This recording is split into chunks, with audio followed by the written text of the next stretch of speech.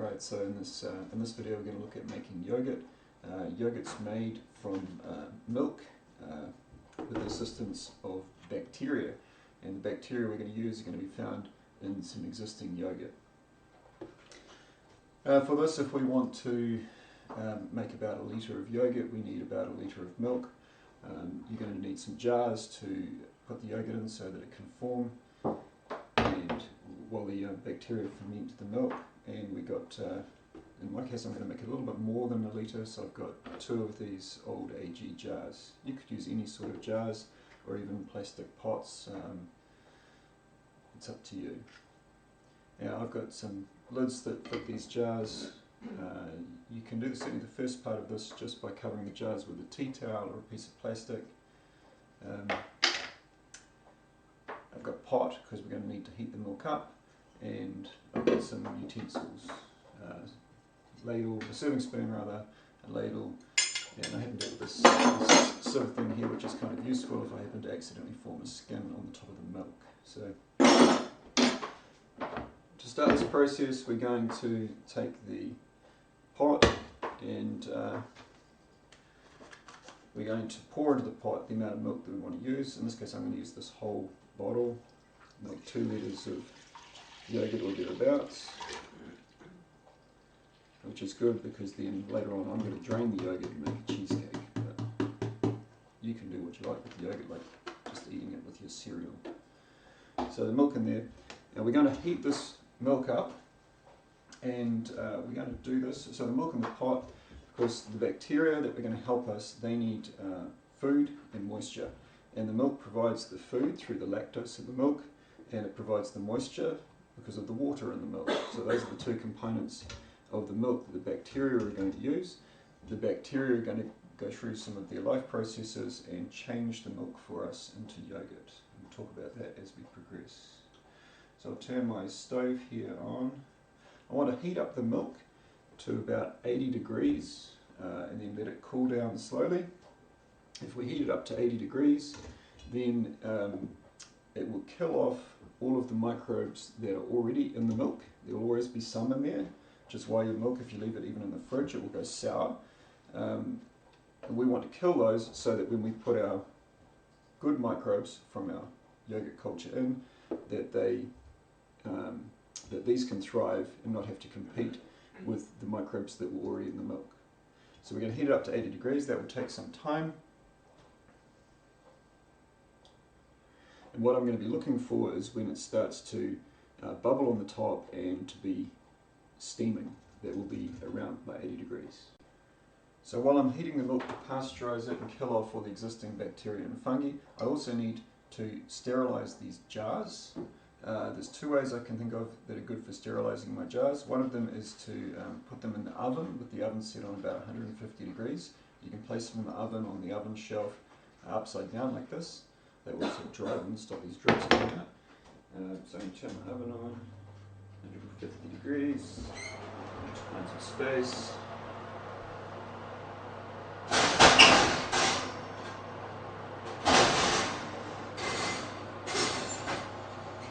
And pop them in there. And the other thing I could do would be to take some boiling water from a kettle and carefully pour the boiling water over the jars and into the jars so that it gets all the surfaces. The boiling water should have the same effect of killing the existing bacteria and fungi. So that's sterilizing the jars, and we're going to do that while the milk here is heating up to about 80 degrees to pasteurize the milk. The difference between sterilization and pasteurization. Pasteurization can't kill all of the potential pathogens. There are some pathogens that can survive up to about 120 degrees centigrade, so pasteurization won't kill those. However, you won't find those in the milk, so that's fine. Okay, so you can see steam now rising pretty solidly off this milk. I've got this thing here, it's a meat thermometer. It's good for measuring the temperature of food. You're supposed to stick it into some meat you're roasting, and you can see when it's cooked in the middle by its temperature. Now I've got this element set way too hot, I think, for this process. It's starting to boil it, so I need to just turn it down a bit. Hold my thermometer in here. key here is to be patient and have your element on lower heat. I was trying to speed the process up. I hope I haven't. So it's about 71 degrees. Need a little bit more.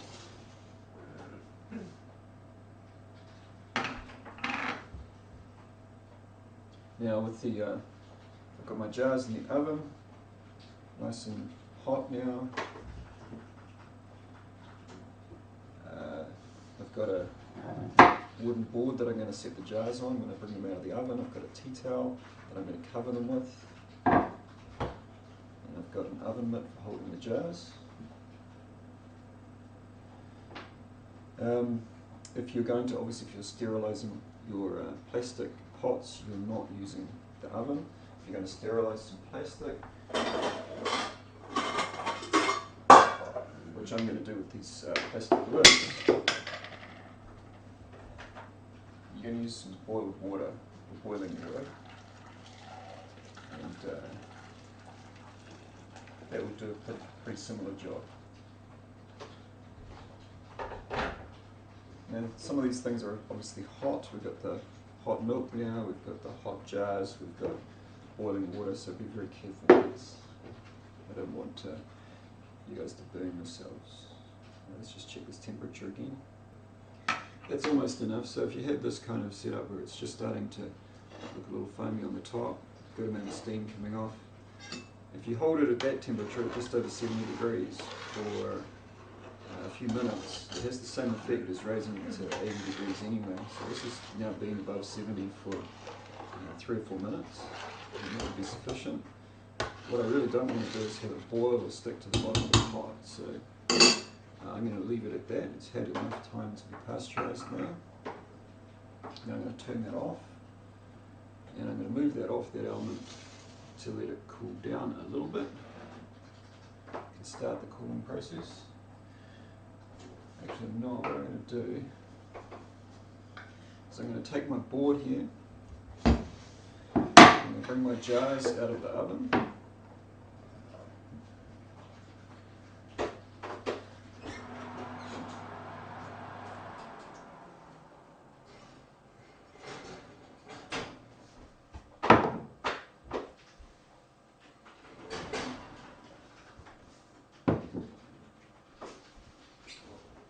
Now these jars are really hot and the milk's really hot too. So we have to be super careful now. What I want to do is do this while they're both quite hot, because these jars will cool down fast. And if I was to pour very hot milk into cold jars, I might crack the jars. So I'm going to take this now and carefully pour it to mostly fill these jars, leaving about 2 centimetres at the top.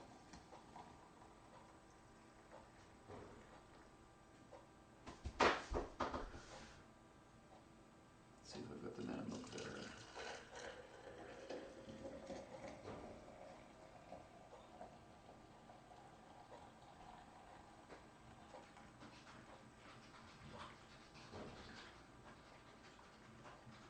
So I'm going to have a little bit of excess milk here, I think. I need just enough space at the top so that I can put a spoonful of yogurt in and mix it around. I've got a tiny little bit of milk left in the bottom, it's not bad. I can probably fit that in this one.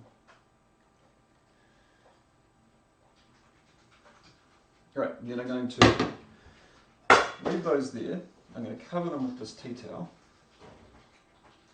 And I'm covering them with the tea towel to stop any bacteria or fungi that might be circulating in the air in my room from getting in there and settling on the top of the milk and infecting it. I want to put my own good bacteria in. I'm going to do that once this reaches about 35 or 40 degrees. It needs to be that temperature, because if I put it in at a higher temperature, the higher temperature is going to kill the bacteria or fungi in here. Sorry, the bacteria that I'm putting in, the good bacteria that I'm putting in. Okay, so it's been about an hour now since I covered this. Let's uncover it and check the temperature just using our hands. Our body temperature is about 40 degrees, so if we touch these jars to the inside of our wrist, we should get a reasonable idea of whether it's much warmer than our body temperature. We want it to be somewhere around 40 degrees. These are still too hot, I think, for using, so we'll just put them away for a bit longer.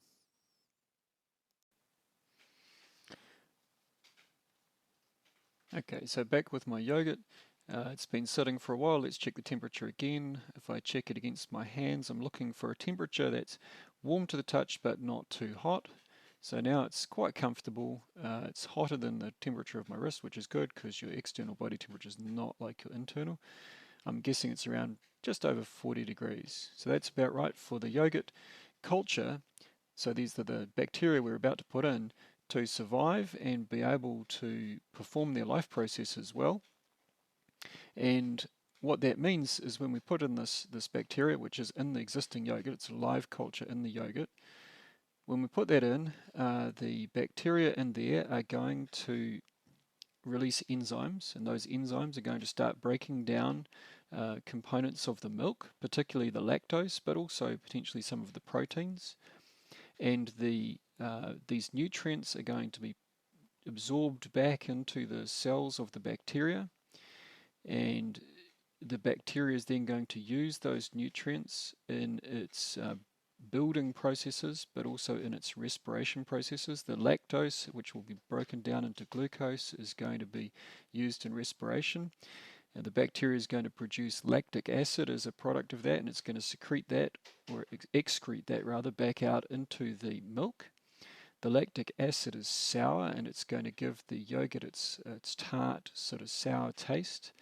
The acid is also going to make the whole environment in the milk more acidic. That's going to change the shape of the proteins in the milk and make them kind of more stretched out and longer, and that causes the texture of the milk to change as all those stretched out proteins interact with each other and make the milk feel thicker. And that's a process that's called coagulation. The bacteria we put in here are going to use a fair chunk of the energy they produce from respiration to grow, and then as they grow to a good size, about double their initial size, they will undergo a process called binary fission, where they reproduce their genetic material, and then the genetic material separates to opposite sides of the cell splits, and the whole cell becomes two new cells. So we go, well, let's put some of this yogurt in here, 1 spoonful in each, because by the time we're done, so even over the next, say, 3 hours, the conditions are so perfect in here, with the temperature being about 40 degrees and the moisture from the water of the milk and the nutrients from the milk for the bacteria to use. These conditions are perfect enough that these bacteria could reproduce by binary fission every 20 minutes. Now that means that for every spoonful of the bacteria I've put in, I could multiply that up, double that after 20 minutes, go up by 8 in an hour, 64 times in 2 hours, 500 times in just over 3 hours. So our spoonful of yogurt should turn into, a spoonful of bacteria should turn into a huge amount of bacteria very, very quickly. We're going to put this away for more like 8 hours, and I'll get it back out in the evening. The bacteria that are going into here depends on what yogurt you start with. This one's an acidophilus yogurt, so it's probably the bacteria they think are mostly in it are acidophilus.